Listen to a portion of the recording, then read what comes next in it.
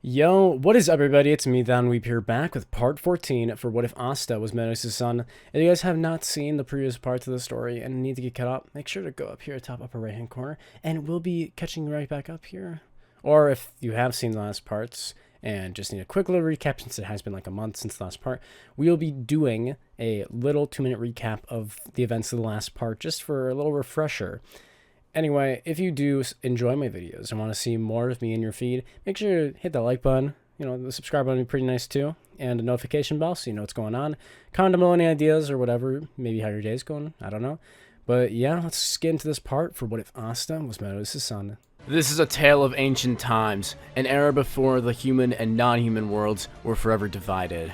After many, many battles, the 7 deadly sins, an order of legendary knights, would be divided.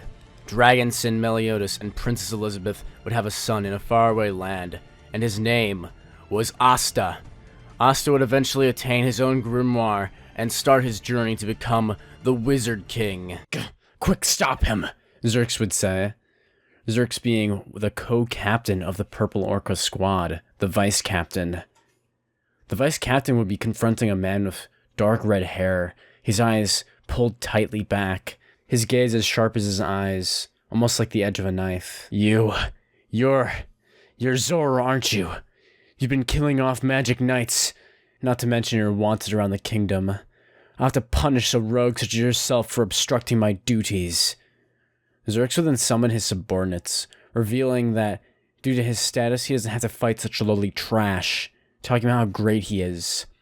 Zora would then slyly laugh, as he replies that, I don't care about any of that. You and your stupid squad? Look at you wearing that ugly getup.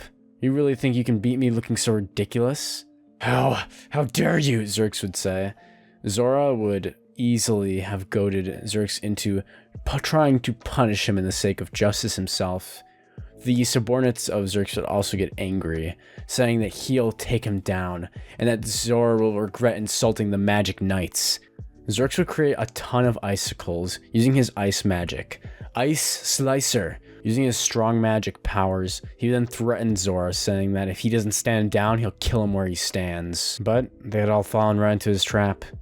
Xerxes and all of his subordinates would have been taken out by some sort of spell, as the camera fades to black.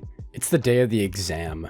Asta and the other Black Bulls who are interested in becoming Royal Knights would have arrived. Not to mention the other Magic Knight squads, some of which people we recognize from prior arcs, like characters from the Golden Dawn and the Blue Rose Knights and other such groups. Asta, with him arriving through Thunril's portal magic, along with the rest of the Black Bulls who are interested, would then see Klaus and Mimosa already waiting, who he'd run over to say hi. Yo, Klaus, Mimosa, it's been a while. You guys sure look stronger, Asta would say. Asta peering to his left would see Yuno still being the same standoffish, awkward self he always has been. Asta walking forward to Yuno and asking how he's been. We have a slight flashback to when, before this all happened, Asta was almost abducted by Meliodas along with the rest of the Black Bulls to go train at this Mana Zone place, that being the volcano of the Crimson Lions, their training ground. Yuno had been successfully dragged with, but Asta put up a fight. Asta didn't feel like going, so he and Yami were going to stay behind. The moment Meliodas reached for his head of her flaming arms, Asta would just look up as he then throws his hand upward, blocking the grab. Huh? Little punk, she'd say, as Meliodas gets into her fighting position. Her and Asta about to duke it out. Yami would yell at Meliodas to just leave them the hell alone. Yami would tell her that he's gonna borrow the kid and go off into town and have some fun. Yami and Asta being dragged against his will with Yami to go off into town for more gambling.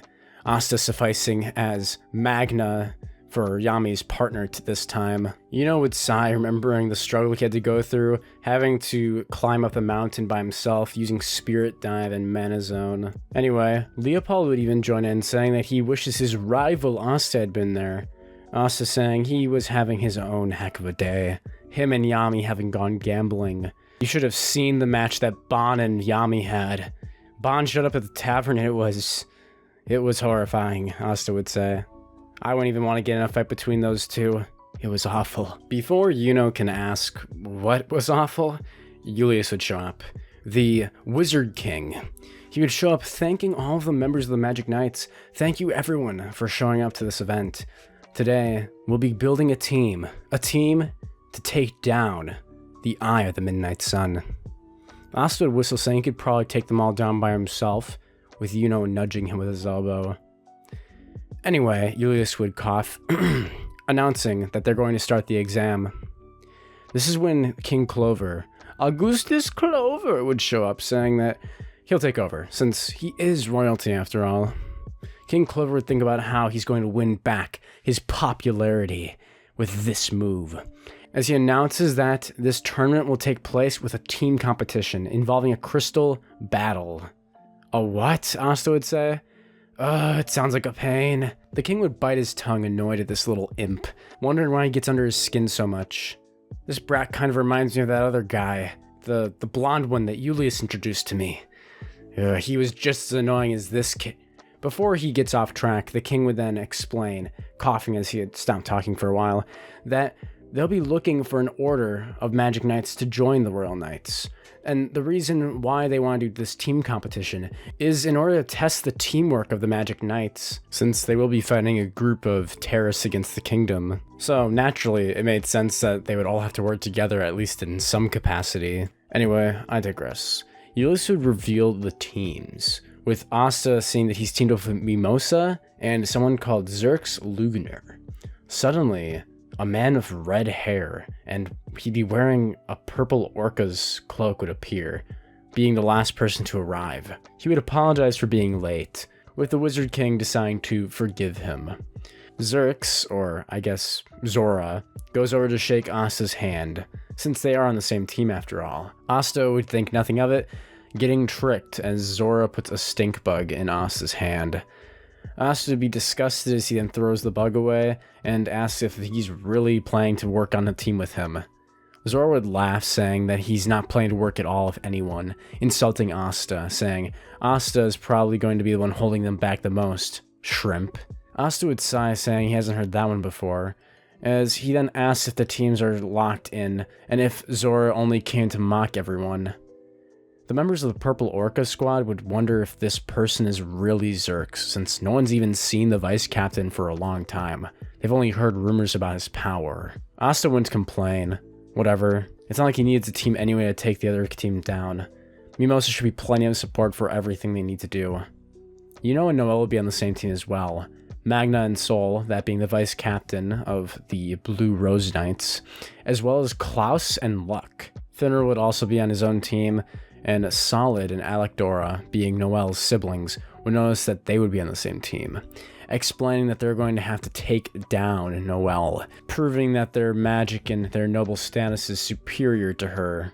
Anyway, Julius would begin the exam, the whole group heading over to the exam site. A Magic Knight from the Purple Orcas, that being Cobb Portaport, creates a portal that everyone is able to walk through, now at the site of the exam. Once there, Julius and Marks would reveal the bracket for the tournament. Noelle and Solid would be fighting each other. Noelle would gulp, realizing that she has to fight her older brother. Can I really win? She'd be thinking, as she'd already be feeling negative thoughts. Finner will be having to face his own brother, his younger brother, and the vice captain for the Golden Dawn. Julius would explain the rules, saying that the teams will be fighting each other, attempting to break the crystals on the battlefield that each team is protecting, and they can fight each other in any way they wish, as long as they don't kill the other. Asta would sigh. Now he has to weaken himself considerably. Asta lowering himself down to about 30% of his strength, so as to not accidentally kill anyone in the fight. Asta's team would actually be in the first round, the enemy team being pissed off at Xerx, or Zora, for disrespecting the Wizard King. Asta wouldn't care, as he's just excited to start the fight, with Zora insulting Asta, saying that they should be scoping out the battlefield to see what the others are capable of. Asta ignoring him as he decides to go off on their own, Mimosa telling Asta to come back. Zora would get annoyed by this hot-headed kid, as Mimosa then lets him know that Asta really has a reason to be so confident, explaining that by himself, Asta almost killed the leader of the Eye of the Midnight Sun in a one-on-one fight. And to give reference, the Eye of the Midnight Sun's leader had more magic power than Captain Yami, who's one of the stronger Magic Knight captains. So basically, what I'm saying is, I've got this by myself, Asta would say. Asta wouldn't even need help from Zora or Mimosa as Mimosa cheers him on. Suddenly Asta turns, the crystal is about to get attacked. Mimosa tried to block the crystal, but there's another attack about to crack it. This is long-range magic. Asta wouldn't waste any time as he then summons his grimoire, telling them to just guard the crystal, he'll handle the fight, as Asta throws 2 swords out, that being his 2 anti-magic blades. Asta would throw them behind him as they land to the ground, as he tells Mimosa to hide the crystal behind his swords, almost forming a wall. Asta would then summon forth Lost Vein, coating it in anti-magic, as he then moves forward faster than Zora can even react, shocked, as Asta slices through the other team's crystal before they can launch off another attack, their crystal barely getting any damage, as the enemy teams would just fall apart under the anti-magic in one clean strike. Whew, that is some speed, Julius would be thinking, impressed with Asta's power, remembering Meliodas when he fought Meliodas one time. We go back in memory with Meliodas and Julius sparring, Julius wanting to see what Meliodas can do, as the Wizard King would battle this strange wanderer. We would see Elizabeth on the sidelines cheering Meliodas on, as Meliodas tells Julius he's not going to hold back. Julius gulping as he's ready to use his time magic. Meliodas would be wielding Lost Vein, the very same sword that his son was using now. As we see Meliodas summon some clones, Meliodas not going into his full power, assault mode for obvious reasons, as he begins to fight Julius, sending clones forward. The memory would fade off before we see any more of the battle, but Julius would snicker, remembering Meliodas' insane speed. The other teams would be shocked, already trying to think of a way to counter Asta, and not coming up with anything yet. Asta's senses are incredible, his strength, speed, and power are all off the charts. And it's not like he doesn't have long-range spells too. Asta can use his 1,000 divine cuts if he really can't get close to an enemy. And those flames burn so hot they can probably burn right through any wind I could cast, be thinking. The final round was not looking to be pleasant. King Clover would be filled with rage, seeing how Asta had easily made quick work of those other magic knights. I couldn't even sense any magic power. What was he doing? Some kind of trick? He'd be thinking. Asta would thank Mimosa for guarding the crystals. He then picks up his other swords, throwing them back easily as they fall into his grimoire then sealing back up tightly as it goes back to his wayside. Zora would choose to be cautious with this kid, realizing that he's way more powerful than he could have imagined. He couldn't sense any magic power from him before at all, so how is he so strong, so fast? Owen, the doctor who would be on the field for anyone, would offer Asta some healing, as Asta holds his hand up saying no need. Asta holding out his left arm as he activates his angelic half, simply healing himself in his magic power. I'll just let myself regenerate for a few minutes before the next round. This would be when Asta sees the next team being Magna and Sol about to fight, and a third person being Kirsch Vermilion. Mimosa would cover her face, saying that's her brother, and she just wishes he'd disappear, being super embarrassed from him. Kirsch complains about how this world is so full of non-beautiful people, commenting on Asta's ugliness, saying that he only has one wing? Look how half and lopsided he is. Asta would fall over from this comment saying, but I do have 2 wings, I'm not using the other one right. No, not as beautiful as me, Kirsch would say, jumping around with just flowers appearing beside him. Mimosa wants to die at this point. Anyway, Sol and Magna would tell him to shut up, with Kirsch ignoring them and continually talking about his beauty. Going full James Charles mode right there. Kirsch would then notice Mimosa and greet her. Mimosa would go tell him to kill himself. As Kirsch would fall over, she calls him gross, walking away. Kirsch would beg Mimosa to come back, Asta turning and walking off saying, yeah, what she said. Mimosa makes a sound telling her brother to go and hurry and win his match so that Asta can go crush him in the next round. Kirsch, Magna, and Sol would easily win their round, with Kirsch forcing his control using his magic over the other 2, just like he would have in the original. Asta actually being quite impressed with this use of magic. Kirsch having a ton of magic power, but still wasting a lot of it. Soon the third fight would begin, with this being pretty much a filler fight, Leopold suggesting their magic be the linchpin of the fight. Anyway, Finral would use his ability with his spatial magic to try and do his best to defend his side, with Leopold eventually winning. Basically the same result as what happened in the original anime. Anyway, the crowd would be talking, impressed with Finral's unique ability and how useful he was with spatial magic, not having seen anyone use support spatial magic like that before. Langris would be listening in on the crowd. Hearing what the crowd had said about his older brother, he remained silent, gritting his teeth. The teams would talk about how they should have a nice meal after this, since they actually worked on some good teamwork. Leopold suggesting an eating contest, Finral saying he personally isn't up for it. Soon, the fourth fight would begin, with Langris being on this team, with him and Seke also being together in one party. Langris using his spatial magic to destroy Team H's crystal, announcing his team as the winner. Asta would be shocked seeing the destructive nature of Langris' spatial magic, wondering if he can even counter that with anti-magic, how that would work. Asta already working on counter plans, noticing the speed of the attack, thinking he could probably outblitz Langris in terms of speed. He could even use his clones using Lost Vein in order to distract Langris so that he can't be attacked all at once. That could also be pretty effective. As Langris heads back, he would then tell Finral to watch out, explaining that his older brother's magic is just a delivery service, while Langris' is a vacuum, able to destroy all of the void. He warns Finral not to get caught in his magic, since he could take his whole body away. But if I did that, it would probably make our parents, along with her, sad. Finral would go cold as he remembers Miss Finnis. Finral responds by acting, saying that won't happen since he will be defeating Langris here. Langris grits his teeth, responding to Finral that he's acting all high and mighty now, huh? For someone who ran away. The two brothers obviously having a battle with each other on and off the field. Charming would be making lunch for everyone, having come to support Yuno, who she still has a crush on this timeline, just so you all know. Both Captain Rill and Lux battles would go by pretty quickly in the anime, with the two looking forward to fighting each other. It's finally time for Yuno and Noelle's fight, with them fighting against Solid, Noelle's older brother. Noelle would take defensive, while Yuno would take forward, deciding that he'll be the one to take this out, like a fast, intrepid wind, similar to how Asta's technique was in his round. Anyway, Yuno would launch a spell at Team O, Team O easily dodging out of the attack. Dimitri Prince launching a spell at Team P, that being Noelle and Yuno's team for reference.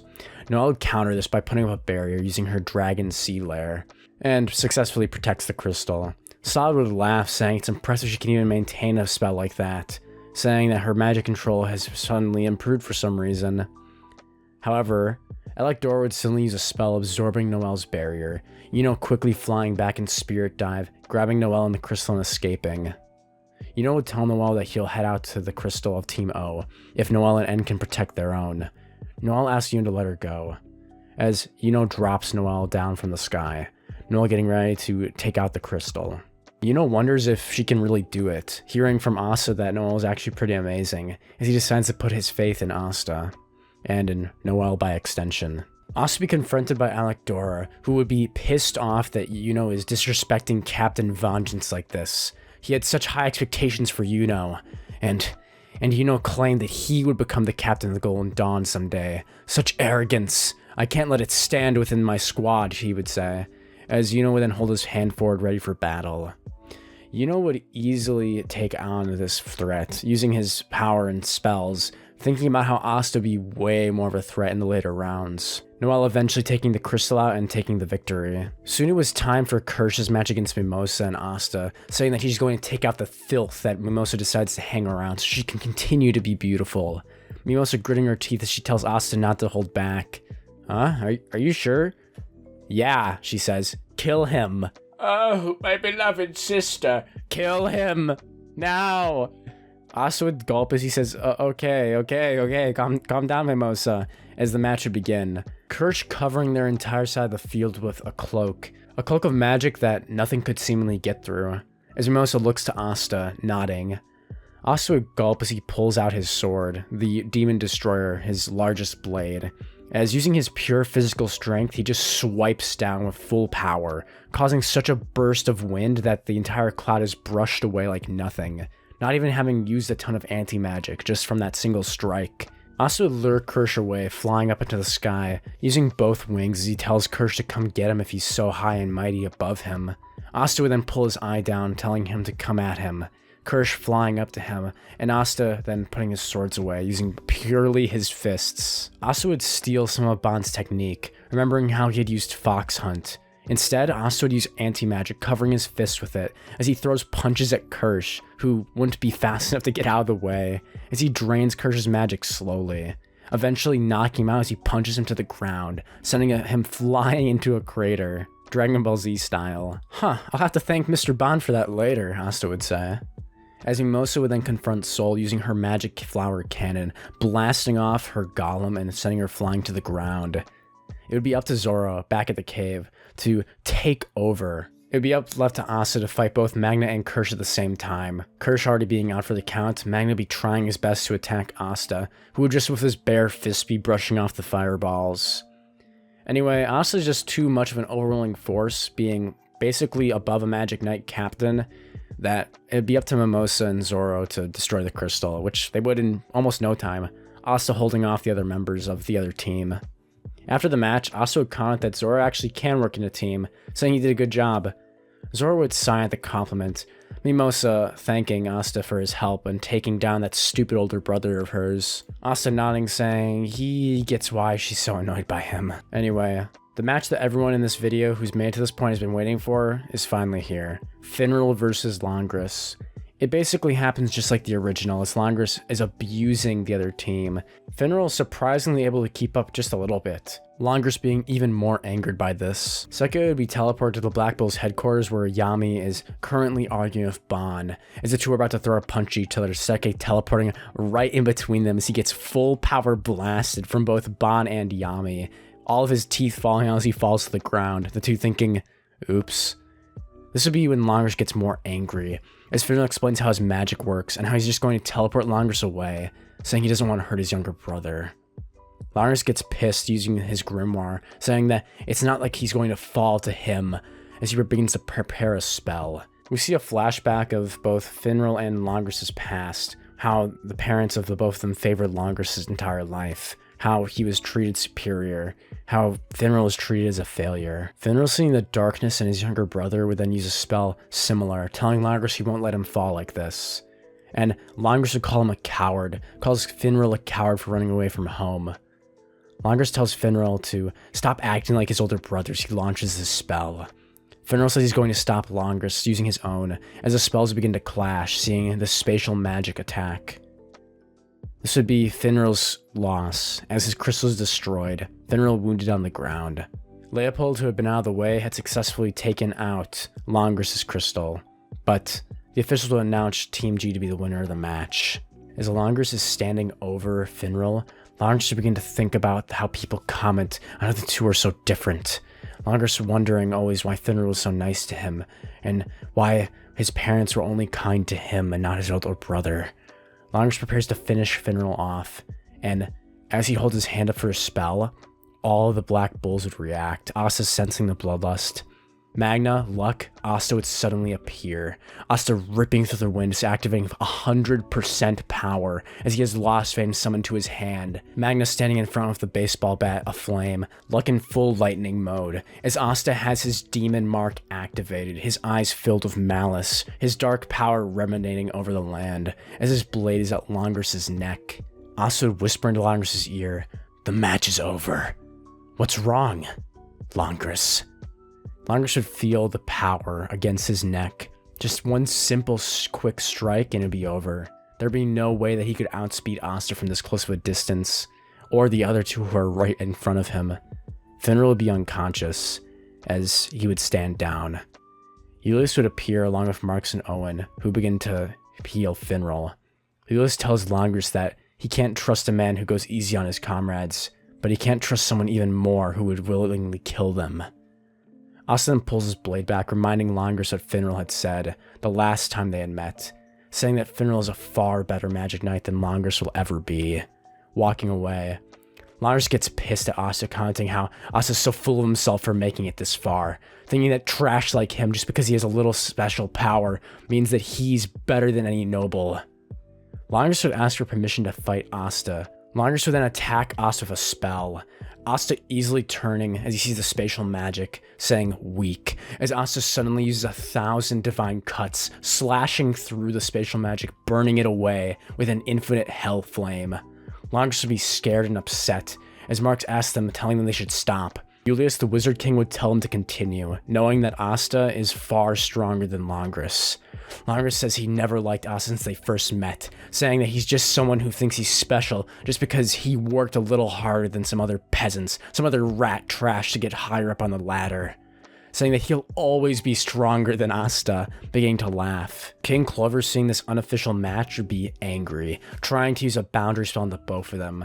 But even Langris and his rage would be able to dispel this, Asta turning and easily punching off the spell, as the two look at each other with malice, in Julius's mind telling Asta to teach Langris a lesson of humility. The battle would begin, as we see Asta now using a single hand against Langris, who begin blasting spatial magic as he tries to move back out of Asta's reach. Asta won't even use his speed, as he quickly summons clones of Lostfane, tanking the attacks, using them as shields. "What is that? Well, how can you use that magic?" he'd be saying, as Langris is getting more and more insane. Asta would then pull himself back, as he reveals 100% of his power, activating his full Demon King, Angelic King mode, King of the Void. Both sides of him begin to illuminate, as we see an infinite darkness and light, a perfect yin-yang, 100% magical power. The entire area began to crack, as vibrations just like back then would begin to shake off of Asta's body, reverberating around the area and even further out into the kingdom, as the sky began to darken, turning to a light gray. The gray color beginning to envelop everything, as Langris wouldn't even be able to see in front of him, getting nauseated, purely from this insane amount of power he's feeling, as Asta then bends his knees, looking into Langris's eyes as he simply quickly pulls Lostfane out of its sheath for a split of an instant. Suddenly, Langris would look down as there's blood on his hands. What? Asta's more than 100 meters away. How did... Langris would fall over, a pool of blood beginning to fall out of him, as Asta tells the others that Owen should go over and heal him if they don't want him to die. Asta would deactivate his power, saying that it's over. As everyone on the field, even the king himself, would let out a sigh of relief. Everyone had been holding their breath. The moment Asta had gone full power, even Julius stopped, the Wizard King being amazed, wondering if Asta might even be stronger than his dad. Julius having only fought Meliodas once in assault mode, never having even seen Meliodas' true 100% power, like what Asta had just revealed. Asta then realized that Bon and Merlin and his mom would probably have felt that, hoping none of them run over here worried that something big just happened, as Asta sighs. Noelle and the other Golden Dawn members would be impressed. A ton of the Black Bulls would be impressed too, with them and having, most of them never having seen Asta in this full power mode. Langris would have fallen unconscious before the blade had even struck, from over 100 meters away, a physical attack. That's how fast Asta moved. Asta was definitely confirmed to be one of the strongest beings within the Clover Kingdom, at least one that was known about. The rest of the matches would continue on as normal, with Asta being confirmed to be a royal knight by the king immediately. Everything that he had said about Asta before this point would never come out of his mouth ever again, realizing just how powerful this kid really was. Even without sensing magic power, the pure physical strength emanating off of Asta was enough to give everyone in there a heart attack. The only one who could even maybe fight Asta would probably be Julius, using his time magic. And so the trials would come to an end, as the Clover King would announce that he'll be letting everyone who passed know about the Royal Knights and when they'll be setting their strike attack on the Eye of the Midnight Sun.